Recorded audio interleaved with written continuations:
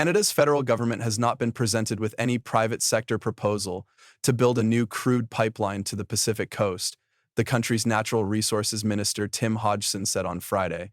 Hodgson said in an interview in Calgary that the government is beginning to have concrete discussions with various proponents of projects that could get the go-ahead under new legislation passed by Canada's Senate in late June.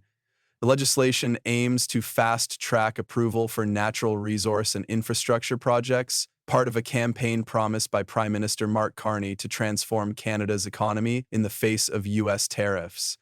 Hodgson declined to provide specifics about the discussions underway, saying the government has done its part to give project proponents the clarity they need to invest. Now it's up to the private sector to make those decisions, he said.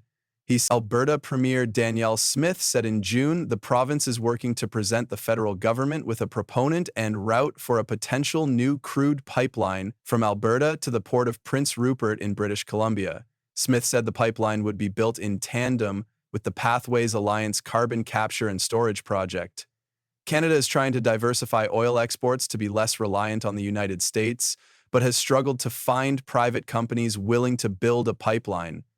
So, Hodgson confirmed Friday that if there is to be a pipeline to Tidewater, it must be built together with the Pathways project, which has been proposed by a consortium of oil sands companies to reduce emissions from Canada's energy sector, and which could cost between $10 and $20 billion to construct.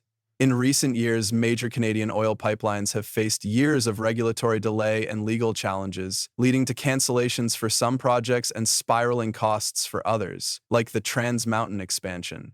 Canada's largest pipeline company, Enbridge, said in an emailed statement last week it would need to see significant provincial and federal legislative change, including changes to the country's industrial carbon policy, before considering proposing a new pipeline.